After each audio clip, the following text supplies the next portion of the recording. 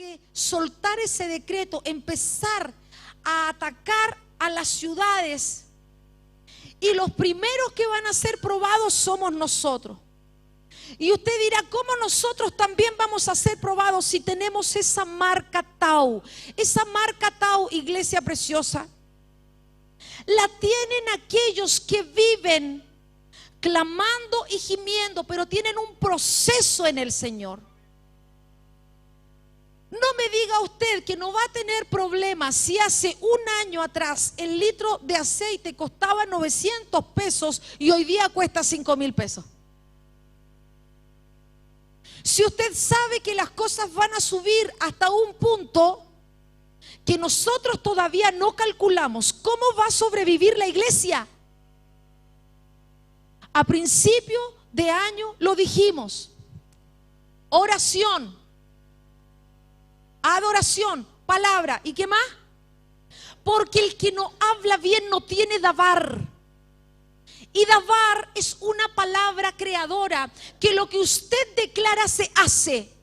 Porque si usted no tiene davar, a menos que usted sea millonario, sus recursos no le van a alcanzar. Porque ya se soltaron los verdugos de la ciudad. Y cuando los verdugos de la ciudad se sueltan, a los únicos que no tocan son a aquellos que viven en el lugar santo, clamando y gimiendo por las abominaciones que ocurren alrededor. Ahora, iglesia preciosa, cuando nosotros decimos de parte del Señor, porque esto usted tiene que tenerlo muy claro, nosotros no sabríamos las cosas si el Señor no las habla. No entenderíamos nada. Y aunque nos exponemos a que alguno no malentienda, sabemos también que el que tiene el oído de discípulo va a comprender y lo va a hacer. ¿Qué significa esto? Por eso dijimos que la iglesia tiene que entrar en un proceso ordenado. Porque esa letra Tau que usted tiene ahí es como si yo dijera la letra Z en nuestro alfabeto.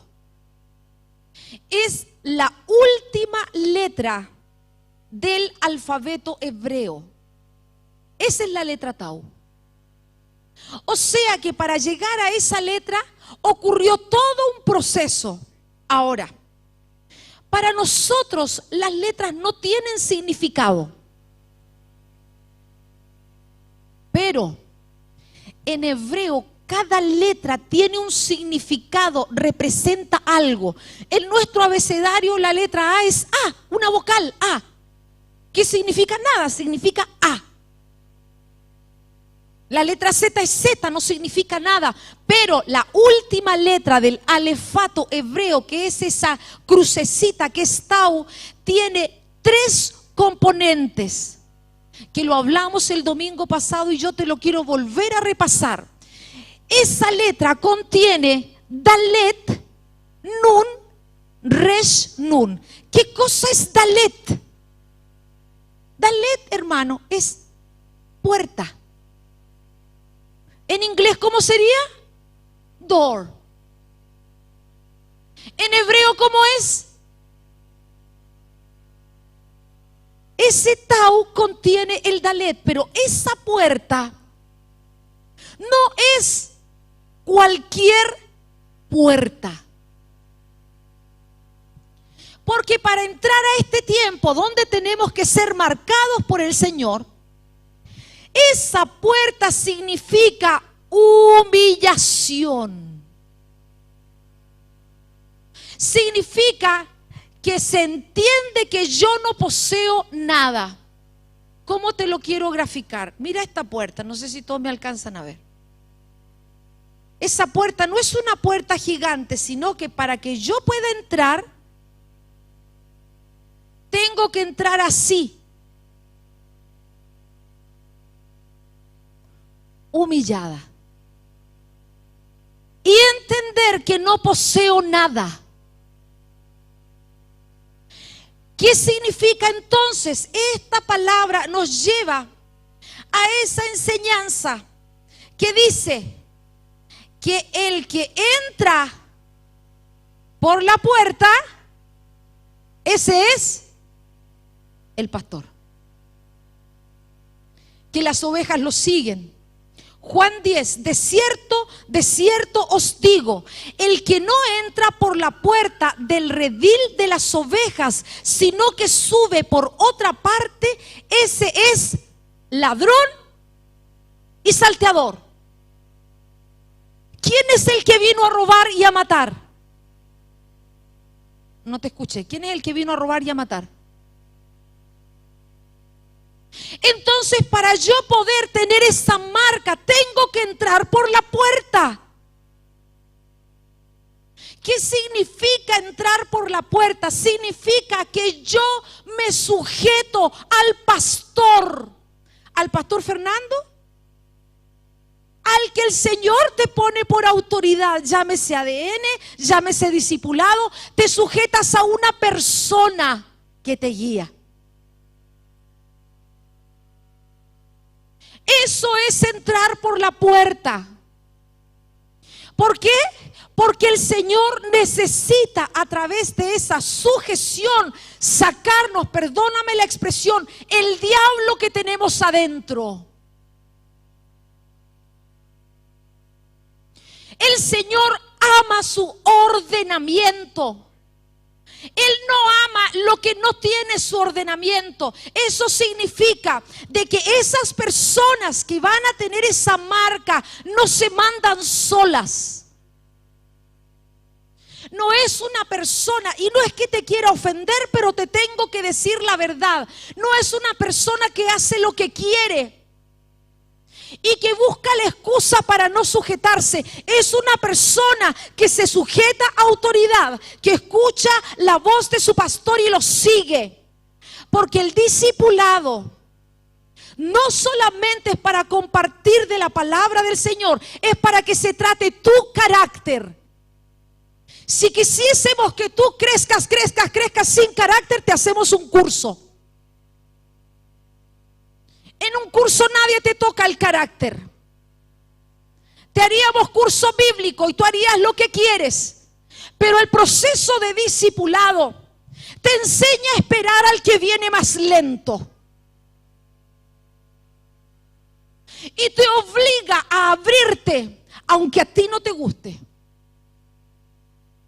Y también nos exponemos a que nos digan cosas que nadie más nos dice. Pero para entrar en ese tiempo, iglesia, yo no te quiero asustar, te quiero decir una herramienta que el Señor provee para nosotros y que entiendas cómo tomar esa herramienta. Lo primero es entrar por la puerta. Luego de entrar por esa puerta, entonces viene el segundo componente de esta marca espiritual. Y esta marca espiritual tiene el segundo componente, que es Nun. Los primeros cristianos tenían una forma de un pescadito. Ese era Nun. ¿Qué significa Nun? Nun significa que el Señor viene a inseminarnos. Viene a inseminar nuestro espíritu para que podamos comprender las escrituras y los misterios del reino. ¿Se ha dado cuenta que hay gente que lee las escrituras y no entiende nada? Y que podría decir de esta palabra de Ezequiel, que tiene vigencia hoy, que ya pasó, y no darse cuenta de la mortandad que está ocurriendo. ¿Por qué? Porque para que pueda comprender lo que la palabra del Señor nos enseña, tiene que ser forzosamente inseminado nos abra el entendimiento. Porque la revelación no se aprende. El Señor te la da. El conocimiento lo puedes encontrar en un libro. Pero la revelación viene de parte del Señor. Segunda cosa. Nun. Ese Nun también está representado por el número 14, que habla de generaciones. ¿Cómo así generaciones? Usted sabe de que el periodo de ovulación de una mujer, ¿qué día es? ¿El día 14 es el día fértil? Cuando Mateo empieza a narrar acerca de la genealogía del Señor, dice 14 generaciones, 14 generaciones. Y le hablo más aún, le hablo de Pablo, antes de llegar a lo de hoy. Cuando Pablo es interceptado por el Señor en su camino, pasaron 14 años antes de que él subiese a Jerusalén. Él no subió enseguida a Jerusalén. ¿Qué quiere decir esto? Significa de que el proceso de entrar en la revelación del Señor no es automático. Hay un tiempo que tenemos que pasar. Esta Pascua, que es 14 de Nisan, significa 14 es un día, Nisan es un mes hebreo, significa un salto. Pasar de un lugar o de una estación a otra mayor. Eso es un salto. Entonces, ¿qué significa esa letra Tau? Esa señal con la que el Señor quiere marcar a su iglesia. Significa de que Él quiere llevarte a un proceso mayor. Pero para llevarte a un proceso mayor, tienes que entrar por la puerta. Cuando entramos por la puerta, nos sujetamos y decimos: Señor, yo no poseo nada fuera de ti. Porque a lo mejor para usted sí hay algo fuera del Señor. Porque si para usted es más importante una hora extra que su discipulado, usted sí posee algo fuera de él.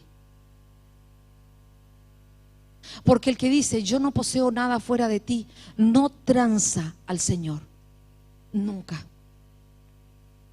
Prefiere perder una amistad, prefiere perder una relación, prefiere perder un trabajo, pero no tranza. Busca la oportunidad para estar en comunión.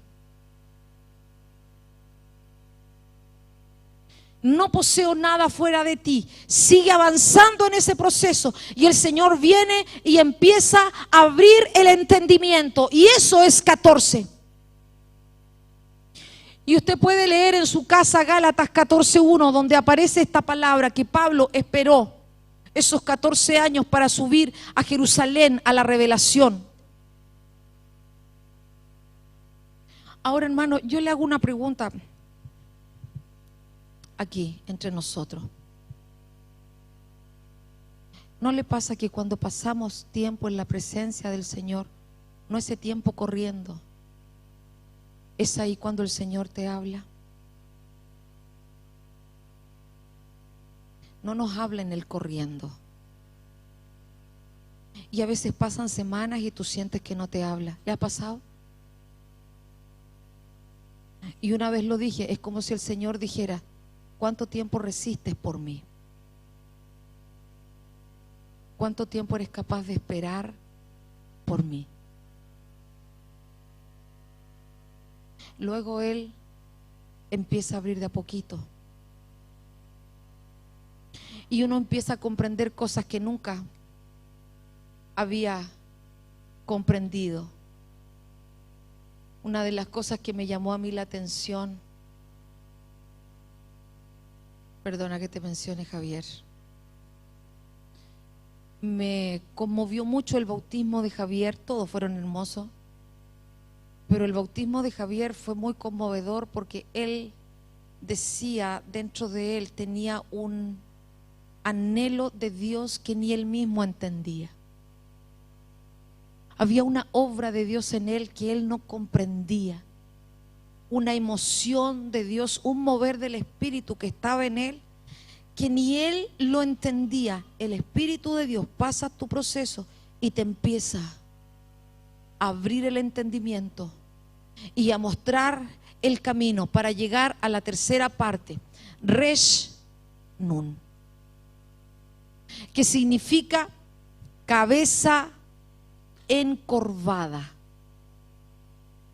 Ahora, hermanos, esto es la verdad.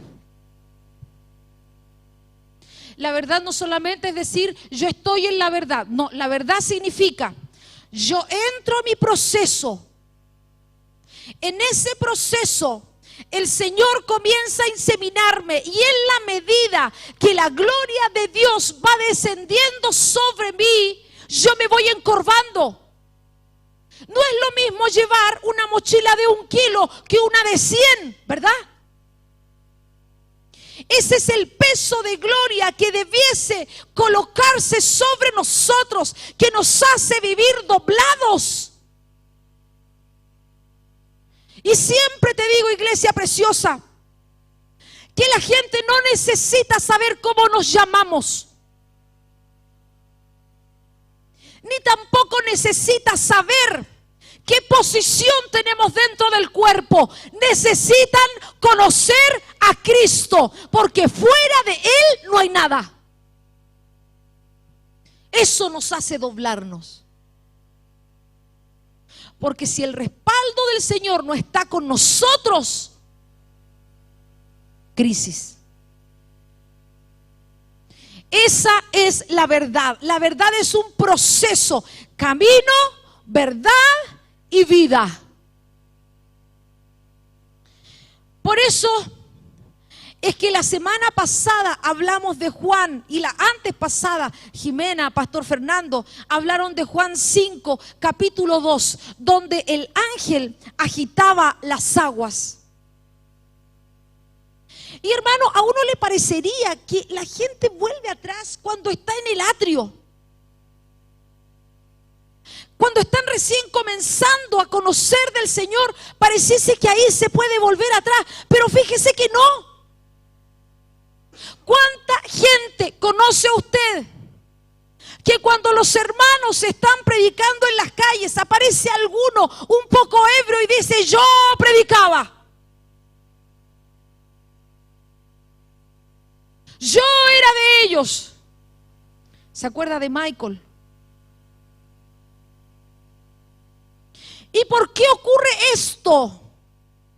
Porque en la medida que vamos avanzando en el Señor, cuando pasamos esa primera etapa que es el atrio, esa parte de conocer que significa entrar por la puerta y sujetarme, donde aprendemos doctrina. ¿Qué es doctrina? Lo que tengo que obedecer.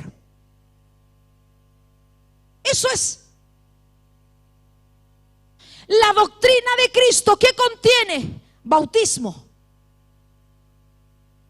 Por eso, hermanos, nosotros dijimos, el que tiene ese compromiso con el Señor y es bautizado, ese tiene que compartir la cena porque es discípulo. Porque la cena no se comparte con la multitud, se comparte con el discípulo. Doctrina de Cristo, doctrina de bautismo. La justificación, la fe. Obedecer, obedecer, obedecer, obedecer. Aprender a escuchar la voz de Dios. Esa es la primera etapa de nuestra vida. Aprender a escuchar la voz de Dios. Pero luego, cuando vamos avanzando y el Señor empieza a glorificarse y nos empieza a mostrar su gloria, no me diga usted que a veces uno no se cree el cuento. ¿No le ha pasado? Cuando usted ora y la gente se sana. O cuando le dicen, ¿qué cree usted que vendrá? O cuando le empiezan a contar sus sueños. O cuando la gente se pone en la fila para que usted le ore. ¿Cómo se siente usted? Podemos extraviarnos. O cuando comenzamos a prosperar con los recursos económicos. ¿Cuánta gente se perdió porque el Señor los bendijo económicamente? ¿En qué parte? En ese avanzar, en ver la manifestación de Dios en sus vidas.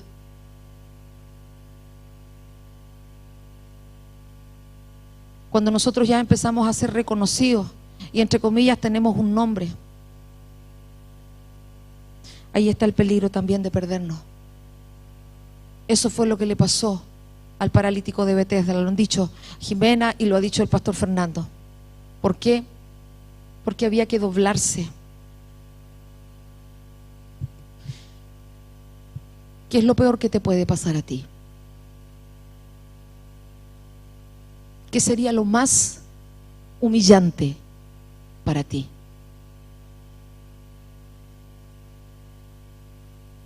¿Que venga otro que tiene menos educación que tú y te enseñe? ¿Que te ministre a alguien que no tiene título? ¿Que tienes un lugar y otro lo ocupa? ¿Que se sepa lo que haces a escondidas? ¿Qué sería lo más humillante para ti?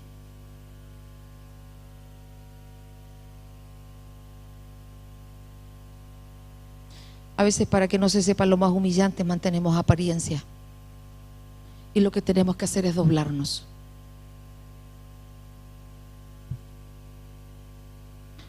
Este paralítico no se dobló y el Señor le dijo: levántate,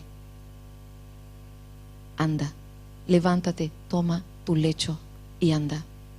¿Por qué, iglesia? Porque en la iglesia no estamos los perfectos. Eso no significa que tenemos licencia de hacer lo que queramos, sino que significa que hablamos la verdad. Y la verdad, mi realidad es esta. Yo tengo esto. Yo vivo esto. Las cosas que nos avergüenzan. Lo que a mí más me avergonzaba era que ustedes supieran que no puedo entrar en un túnel donde no veo la luz, o que no puedo entrar a un hospital a orar por la gente porque me desmayo. Eso es humillante. ¿Qué es lo que más te avergüenza a ti? El Señor le dice: levántate, toma tu lecho y anda. Y cada vez que el Señor le dice a alguien levántate, se lo dice en la condición más adversa. No se lo dice cuando las cosas están bien. Se lo dijo a Moisés: ¿qué me dices a mí? Levántate, dile al pueblo que marche. ¿Dónde? Si acá tengo el mar y acá tengo a los egipcios, ¿dónde? Levántate y anda, que marchen. Moja tus pies en el mar, pero no veo nada. Es que en la medida que vas avanzando, las cosas se abren. Nosotros esperamos, cuando se nos da una orden del Señor, que las cosas se arreglen para obedecer. No funciona así. Y cuando te tiras al vacío, es una sensación terrible adentro. Y tú ves que en tu fuerza no lo puedes solucionar, no lo puedes arreglar. Varias veces te he contado cuando la pastora fue llamada a la presencia del Señor y nos quedamos solos con un puñado de 40 y algo y teníamos que pagar el primer arriendo y no teníamos nada y era de 3,5 millones. ¿Qué vamos a hacer? Levántate y anda. Cuando el Señor le dice a Samuel, otro ejemplo, anda a ungir a David de rey, era el peor escenario. ¿Por qué el peor escenario? Porque Saúl estaba paranoico. mataba a todo el que él creía que le iba a usurpar el reino. Y en esa condición le dice a Saúl: levántate y anda a ungir a David. Por eso Samuel dice: Señor, yo puedo perder la vida, anda. El Señor no le dice: levántate, tus pecados te son perdonados, levántate, tu fe te ha salvado, levántate, este espíritu de enfermedad es reprendido. No. ¿Por qué? Porque en el estanque de Betesda, en ese estanque, había una presencia angelical y había misericordia, había piedad. Por eso, iglesia, nosotros tenemos que agradecer la piedad del Señor con nosotros. Porque ciertamente la embarramos. Y ese estanque de la piedad era para gente específica: ciego, cojo, paralítico. Por eso decimos que esa marca Tau ocurre en el lugar santo, donde se dobla la rodilla. ¿Qué pasó con el paralítico? No se dobló. No se dobló. Y en ese lugar, algunos dicen que el ángel agitaba las aguas. Eso fue una añadidura. Pero yo también pienso lo siguiente: no toda la gente ve los ángeles. ¿Se acuerdan el año pasado cuando andaba el ángel acá? O varios, ¿se acuerdan? Lo único que hacíamos era ver la imagen de la tele, ¿no es cierto? Que el ángel corría la chaqueta, que el ángel ponía la chaqueta, que la gente los escuchaba, que otros los veían, pero no todos lo ven. Entonces, ¿qué pasaba? La gente veía el agitar de las aguas y había una presencia angelical. Y esa presencia angelical estaba allí para operar en aquellos ciegos, cojos y paralíticos. ¿Qué sentido se abre en el lugar santo? La visión. En el atrio, ¿qué se abre? En el lugar santo, la visión. Esto es un proceso de adentrarse en el Señor. Tú no sabes cuándo termina uno y cuándo empieza el otro. No es que tú digas aquí, hasta aquí, 3 años esta parte, 3 años la otra. No, no, no. El Señor va operando a su manera, porque el tabernáculo eres tú. Y ahí, en ese lugar, aquellos que habían adentrado su vida en el Señor eran alcanzados y sanados. Pero este hombre, y vuelvo a hablar lo mismo que hemos hablado las 2 semanas anteriores, este hombre, cuando el Señor le pregunta: ¿qué pasa contigo? Él le dice: es que cuando se agitan las aguas,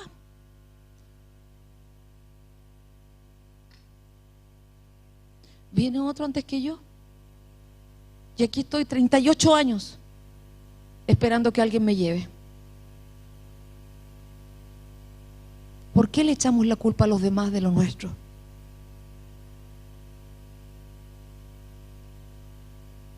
Tan fáciles a veces que somos para criticar. Para criticar lo que a nuestros ojos el otro hace mal,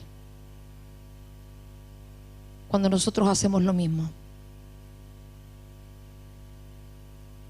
Para criticar que uno pasa en el auto por la acera y si el otro no respeta los rojos.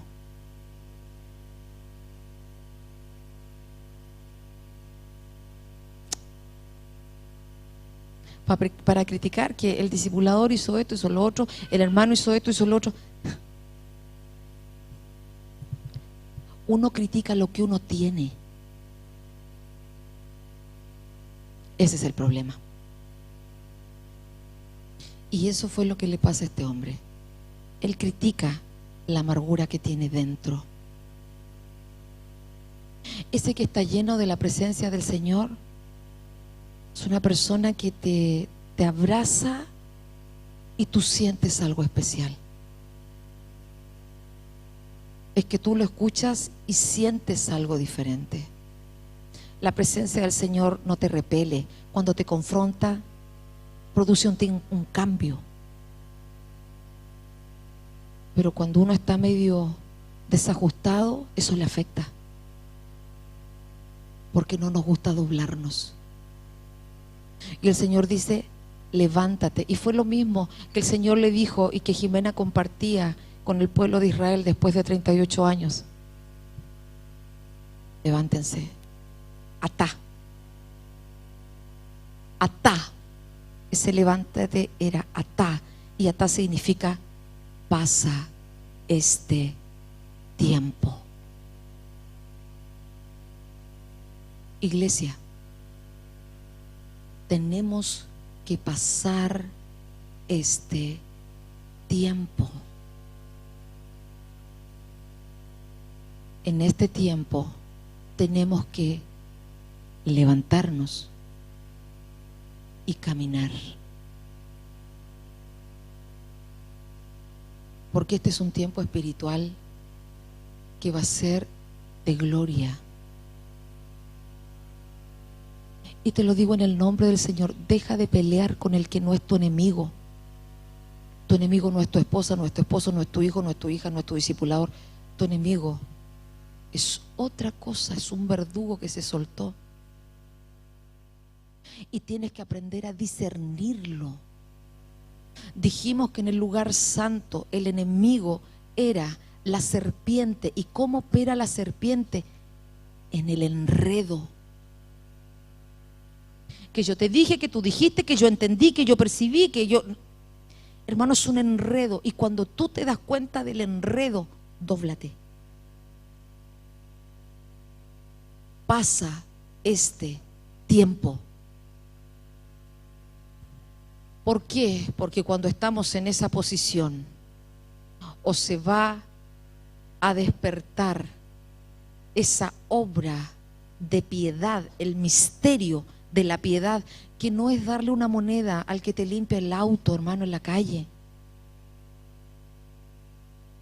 El misterio de la piedad es la obra de Cristo que descendió, que tabernaculizó, que fue visto de los ángeles, que resucitó, que está sentado en gloria a la diestra del Padre. Eso es el misterio de la piedad.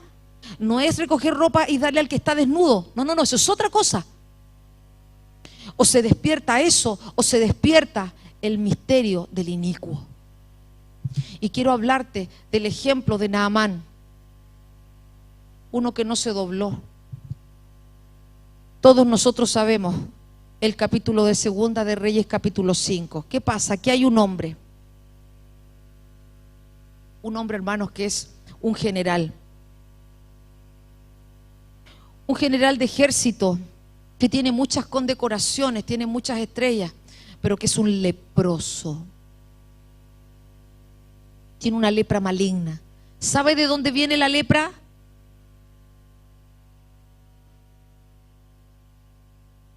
El hablar mal, o sea, recuerdo a María, ¿cierto? La hermana de Moisés, cuando comenzaron a murmurar y ella quedó leprosa. Cuando tú hablas mal, ¿te das cuenta que el otro nunca más va a ver a esa persona de la que hablaste mal de la misma manera? Aunque no crea lo que dijiste.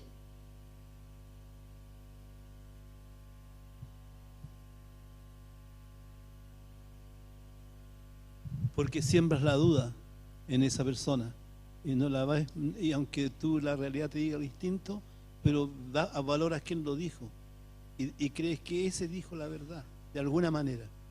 Entonces se produce toda esta tergiversación. Muchas gracias. Eso produce lepra. Y una vez, aunque tú te rectifiques, ya dañaste la imagen. Naamán era un leproso. Y usted se sabe la historia, pero yo se la digo. Va y se entera en su casa de que en Israel hay un profeta que puede sanarle. Entonces el rey de Siria manda carta al rey de Israel y le dice: aquí te mando a mi general para que tú lo sanes. Y el rey de Israel dice, pero yo que voy a sanarlo, y en ese tiempo se rompían las vestiduras. ¿Se imagina, hermano, hoy día nos rompiéramos las vestiduras? Ay, Señor.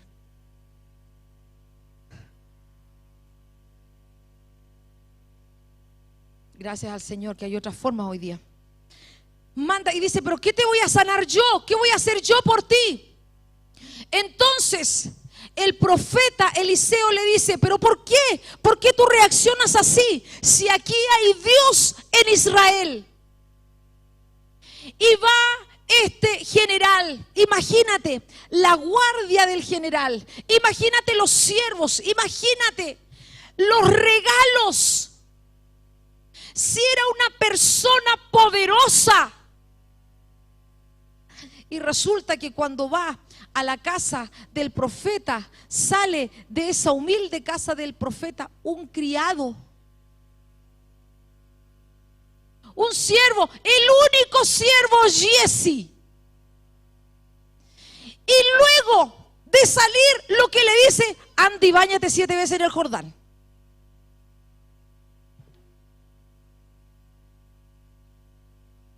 Es algo terrible. Cero protocolo, cero compostura, cero educación, cero todo. Y entonces lo empiezan a convencer, pero no, él dice, pero no, si en mi país hay mejores ríos que este.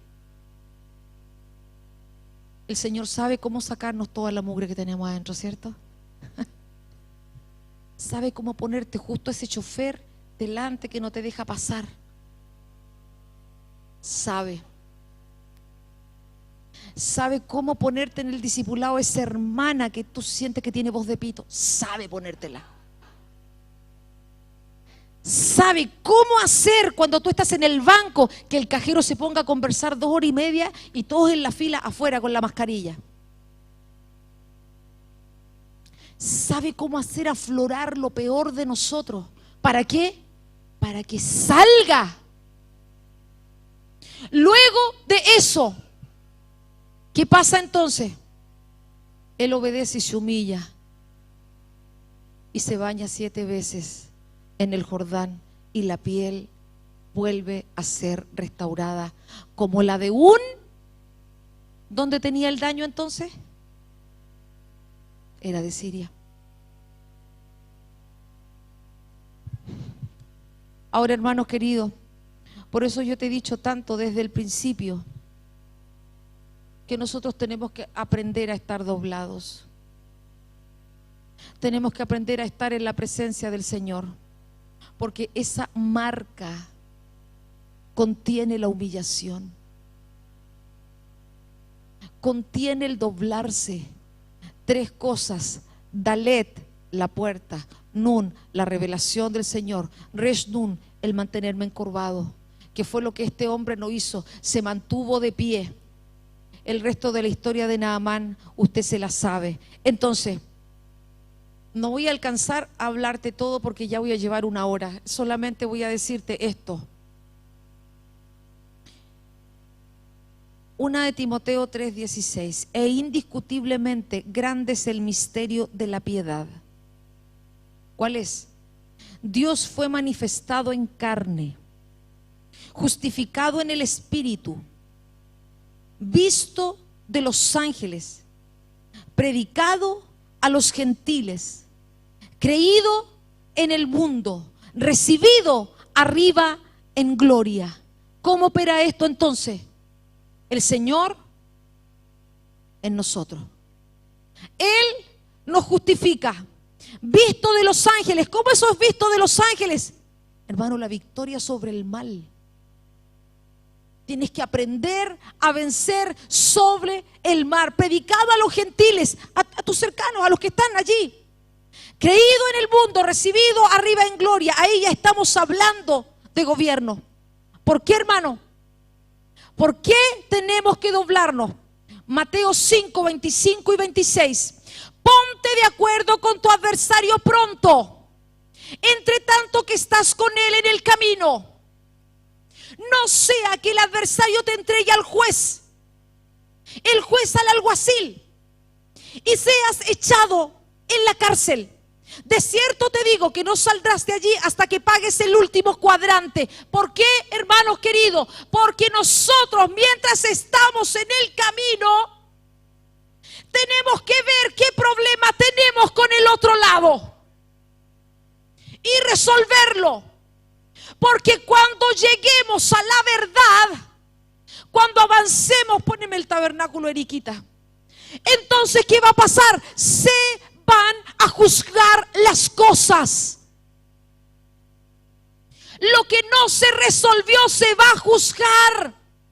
Y no vas a salir de allí hasta que pagues el último cuadrante. Las cosas que no resolviste en ese lugar de la verdad se te van a juzgar. Ya hay un entendimiento mayor. Cuando somos niños podemos hacer cualquier cosa, pero cuando ya transicionamos a la etapa de la juventud, ya no podemos hacer cualquier cosa. Recuerde el caso de Ananías y de Zafira.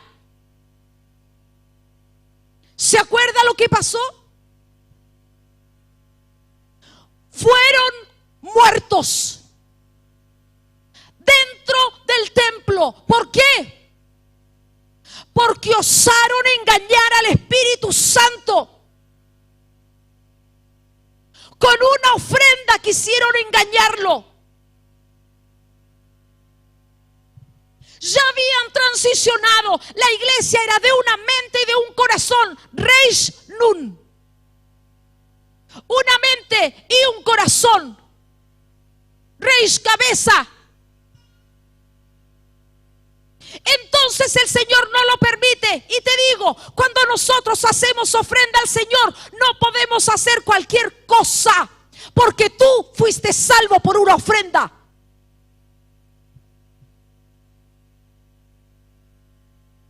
Una ofrenda te salvó. La ofrenda de Cristo. La pastora me quiere sacar dinero. No, yo te estoy hablando una verdad. La ofrenda de tu adoración, la ofrenda de tu intercesión, la ofrenda de tu tiempo y la ofrenda de tus recursos. La ofrenda de tu comportamiento, la ofrenda de tu trato, la ofrenda de tu lealtad, la ofrenda de tu fidelidad, lo que traes al Señor. Porque esa marca, y aunque dejé hasta la amistad, esa marca no se pone sobre cualquiera. Cualquiera no va a vencer en este tiempo. Por eso dice que el amor de muchos se enfriará. ¿Qué vas a hacer? ¿Qué vas a hacer en la fila de las urgencias cuando pasan horas y no te atiendan? ¿Qué vas a hacer si pierdes el trabajo? ¿Qué vas a hacer cuando tu remuneración no alcance a cubrir lo de tu casa? ¿Qué vas a hacer?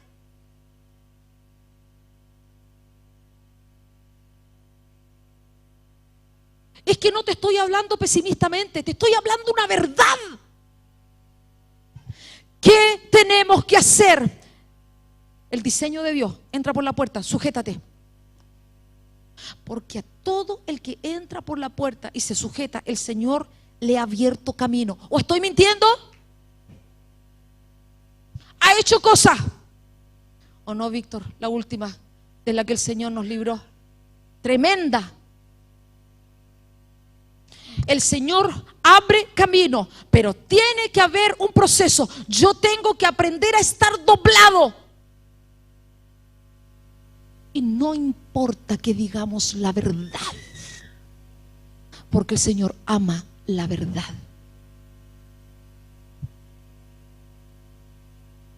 Tres cosas, y la próxima semana, si el Señor así lo permite, vamos a seguir hablando de esto. Entonces, iglesia, cuando nosotros te decimos, y que es para todos nosotros, oración, palabra, ¿qué más? Si no aplicas esas cosas, si no tienes un tiempo con el Señor diariamente, si no amas su palabra, si no adoras, si no cambias tu forma de hablar, se pierde la vara. Esa es la marca de este tiempo. La próxima semana, si el Señor lo permite, lo vamos a terminar.